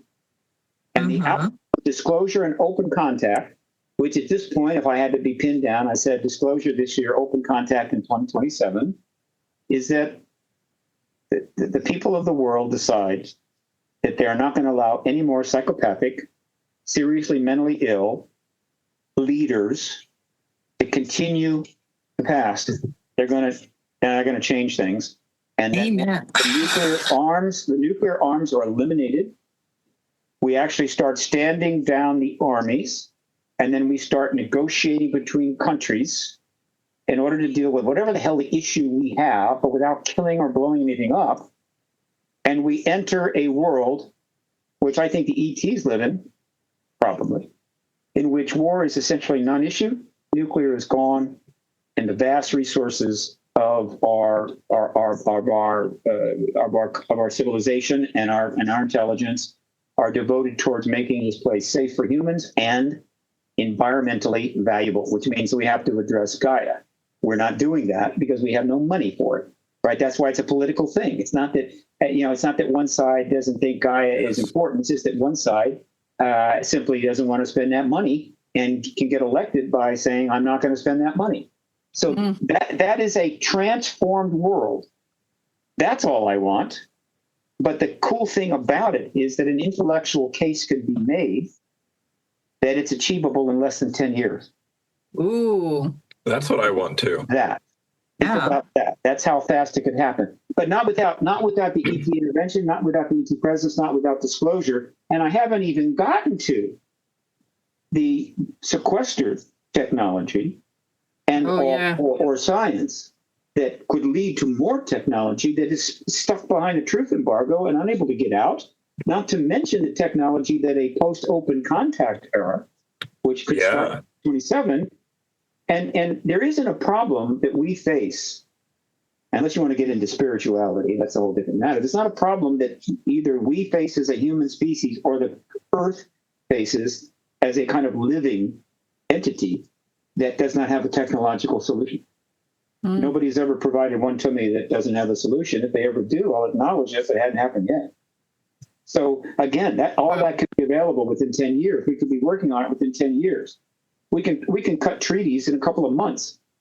We've always been relatively that close to getting out of this god-awful mess that we have been living in and developing for approximately 12,000 years since the last cataclysm. So I get it. It's got a 12,000-year history. And so therefore it should be a tough deal to deal with, unnecessarily. Okay? We cannot live and conduct our affairs the way we did in 10,000 BC, 5,000 BC, the turn, the beginning of the post-Christ era, the 18th century, 19th century, sure as hell not the 20th century. We cannot continue like that. And anybody with a brain knows this. And those that don't know it feel it. They go, this can't go on.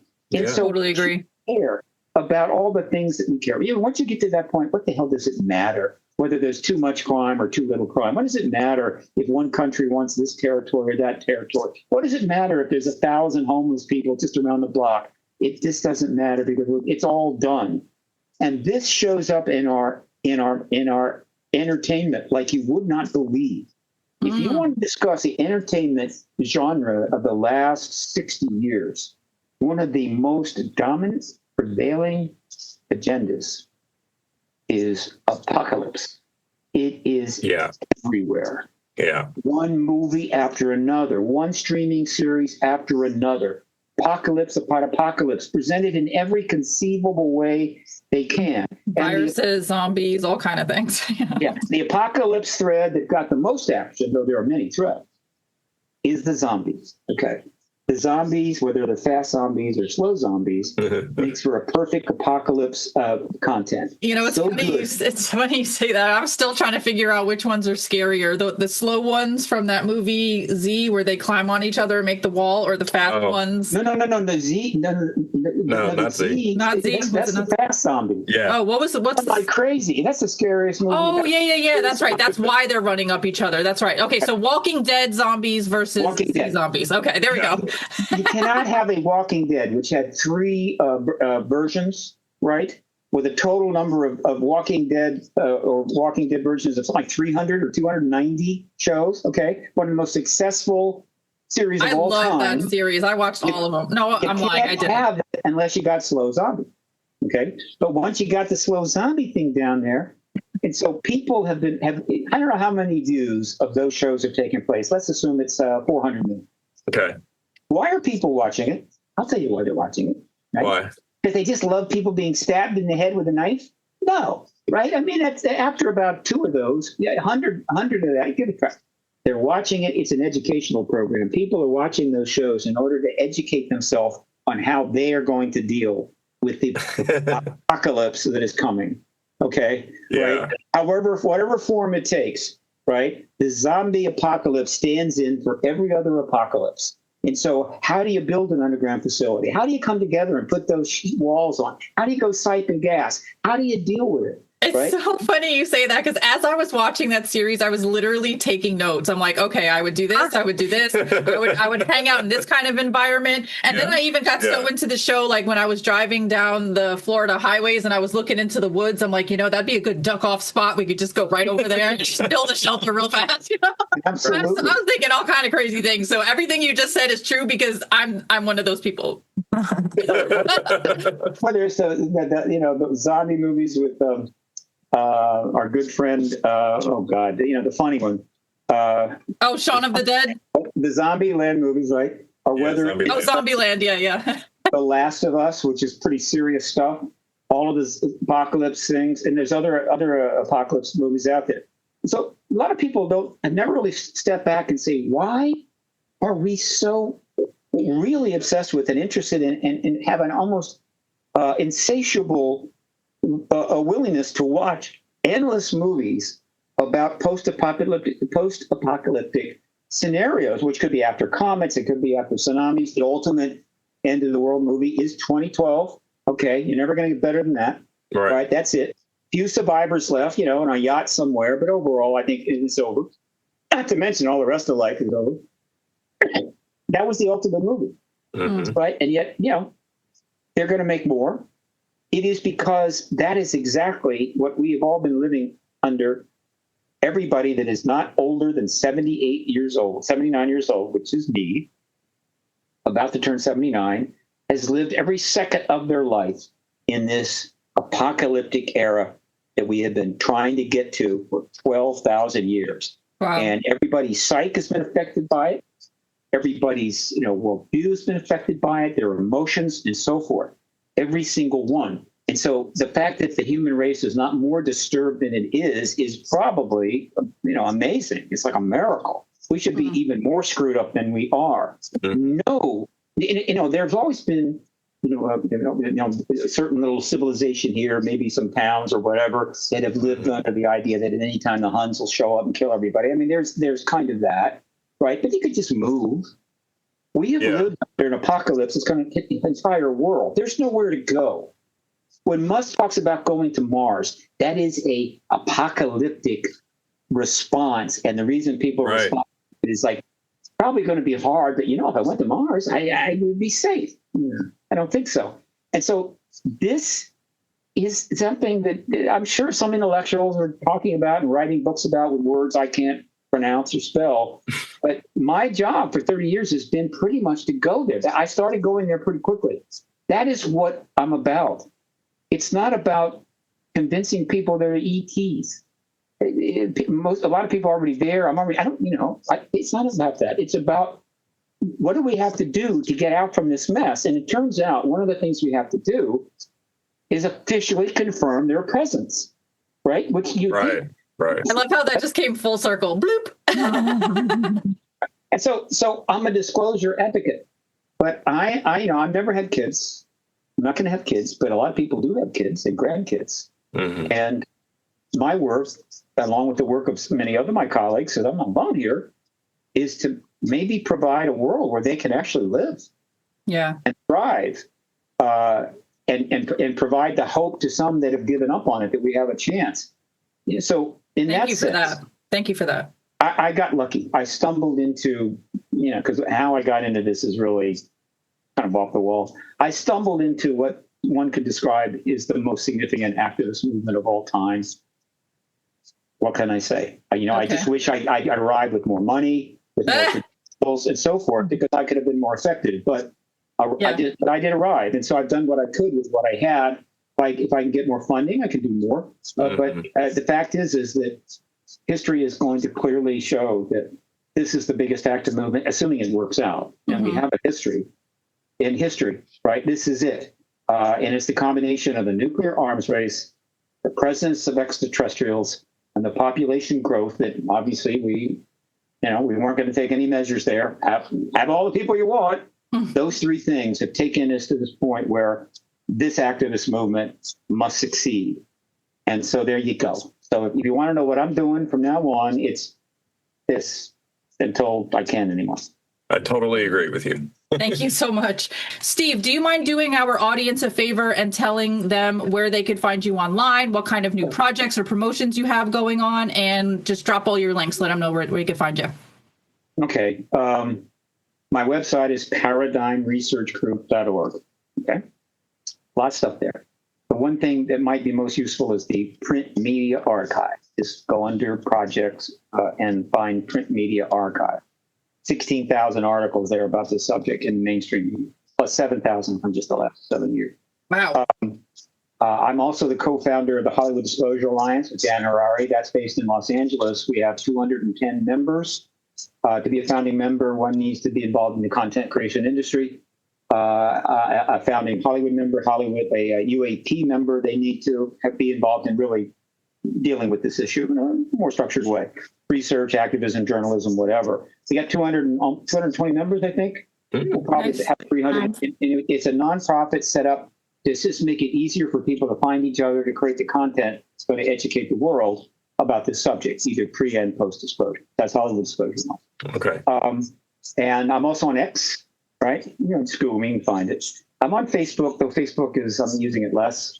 And I'm on LinkedIn, and I do use LinkedIn a lot. So you can search me up and find me on LinkedIn, Facebook, and X. You've also got a YouTube. Don't forget about that.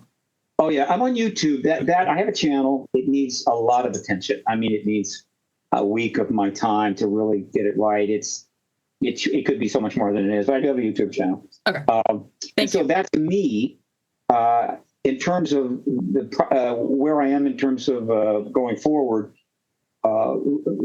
because I knew disclosure was getting very close, I converted to a nonprofit about a year ago. So prior to that, I was basically a sole proprietorship. This means that nobody can force me to show them stuff or show up and say you didn't pay your nonprofit fees or whatever the hell. But no longer. So I'm a 501c3 nonprofit, and I have a donation page in the front, and I'm trying to raise money in order to address the things that are happening. And I have one project that is the logical beginning for me, and that is the 7th X conference. I've held 6. I want to hold the X conference 2026. But in order to secure the date in the National Press Club, 2 blocks from Washington, from the White House, I can't just go in and say, give me that date. I've got to actually put money down. I've got to put almost $20,000 down.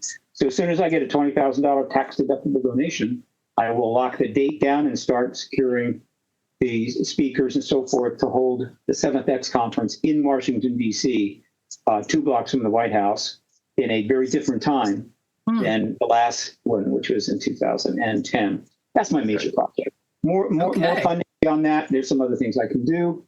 I'm starting the process of trying to get a European speaking tour together, but it's very, very early. I'm sending out stuff to my supporters who have done this before, set up a speaking spot for me in a European city. We'll connect all the red lines, kind of make it efficient, and then I'm going to go just do a whole tour next year. But that's very early, not a big deal. But beyond me, there's other stuff, and that is you need to know about. The Paradigm Institute is one absolute leader, I think, in what I would call the activism now, with a huge website and direct involvement on the Hill, citizen programs to conduct members of Congress and so forth. So if you want to dive into this in a broad spectrum, newparadigminstitute.org, it's able to do far more than I'm doing, but I work with them and I help them. So there's that. Yep. Shout out Danny Sheehan. Danny Sheehan's operation, yes, absolutely. Yeah, and Samuel Chong, who we've just had on the show. Yeah, it's a big operation. And then there is a very substantial event that may take place later this year, and it's up to you. You can check it out. It's the World State of the World Forum. It's going to have an UAP component. The website is it's an odd address, but it's stateoftheworld.forum. I didn't know forum was a what do you call it? Yeah, me neither. I didn't either. But stateoftheworld.forum. You can check that out. It's a big deal. Check that out. And I'm working with them too, helping out. And then you've got these other organizations which are moving forward. These are substantive organizations with people with great credentials, also much more money. And that the Soul Foundation, Science Think Tank, UAP Disclosure Fund just merged with 2 other UAP groups to form actually a dual operation. And they're now operating under UAP Disclosure Fund, which is a 501c3 nonprofit. Okay. And then this UAP Disclosure Action Fund, which is a 501c4 political entity, not a nonprofit, but a political entity. And there's some heavy duty people involved in that. That's happening. There's other organizations that are coming together, all anticipation of post-disclosure world. I'm going to send out a promo very soon on my PRG updates list, which you can subscribe to at paradigmresearchgroup.org if you're not already subscribed, in which I'm going to try to highlight all of this stuff. So you got kind of a one-stop, and you could see everything you need. You want to check in, check out, join, whatever, support and fund. So I'm going to put that out pretty soon, actually. Awesome. So we have a developing, robust disclosure process underway, capital D. The stigma's gone. The number of people that think it's real is just about everybody. And the number of people that think it's not only real, but it's non-human, growing fast. But we are still having to proceed in a very dangerous, complex, contentious environment right now. It is what it is, and it's tough. But that's what activism is. You just keep going until you get there. Right. Yeah. Well, thank you for being involved in so many important projects and so many things that like ultimately is leading to what your greatest hope for the future of humanity is. And that's just like everybody getting along, right? You know, it's like, I really appreciate your efforts. And I know you said you're almost 79, so happy early birthday. I don't know when your birthday is, but happy early birthday. Happy birthday. Are you 79 or almost? I mentioned it, but I really don't want to get it now. Okay. I don't look 79. Okay, I do not look 79. So no, you don't. I'm 79, the better. Yeah. All right. Are you ready for a totally random question about something we haven't talked about yet? Yes. Okay. I posed to our Discord server and asked if anybody had any questions for you. So shout out to Android Paranormal, who wants to know if you've seen the Jesse Michaels documentary on the Nazca Mummies, and if so, what are your thoughts? Well, I mean, you know, I want to talk to the parents that named him that at birth, because that's a pretty damn cool name. Really ahead of time. Oh yes, I have watched that documentary. Okay. By the way, Jesse mentioned he was going to get me on the show. I met him at Contact the Desert, and I ain't on yet. I want to do the Jesse Michaels show. I mean, come on, Jesse. Yeah, that'd be cool. Yeah. Look, this is another example of the power of the podcast. Okay, those who do not understand the power of the podcast will pay a price. Whether you're running for the presidency or you got a project going or whatever the hell, if you're thinking, I just need to get on NBC News. No, you want to get on a major podcast. Yeah.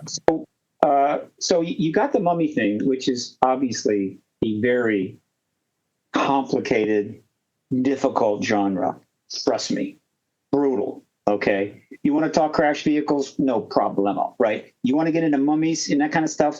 Man, you better have a big bank account and a whole bunch of scientists and shit. It's very hard. And so this thing has been bumping along. It's been all over the friggin' place. It's happening down South America. So it's not on our doorstep, and so it's caused all kinds of disruption and indigestion and accusations and trolling. All that. Okay, and then Jesse Michaels steps up. Okay, and does something that nobody else really could do. Okay, and I'm glad he did a great job on that. I just watched it, and I'm glad he stepped in because Danny Sheehan and Burleson, Representative Burleson, went down there. Yeah, we covered that on the news show, right? And the thing, and I'm going, look, I'm thinking that's not what do they call it? That's not a swamp you want to go into, right? You may never come back alive. Oh, Jesse went down, right? So Jesse goes down.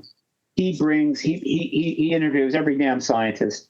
He's got some background work done. He's got the graphics in there. And he basically gives you the fundamental, reasonable, accurate tutorial on what is happening, including all the disinfo, the Peruvian government, all of that stuff, and shows you, okay, I don't know why nobody else did this. I think maybe some people think we'll do this for a doc or whatever, but a doc is not the same thing. A podcast is like, boom. Yeah. Right? An audience, and then it starts archiving and off it goes. And so his podcast, as far as I'm concerned, has given the world the accurate assessment of what is going on. It's not the definitive answer, but it is an accurate assessment. These are real. They were living. They are extremely unusual, and it would be totally appropriate to get some serious money in there and more money and more scientists in the United States joining in to explain it. Now, are they an unusual? How would you say? My memory's not so good. Is it an unusual mutation that occurred in a small group down in South America? Is it a totally separate thing? Does it have any kind of an ET connection? All these are legitimate questions. Is it a hybrid? Who knows? But you can't really establish that they're real, which is the same thing with the UFOs.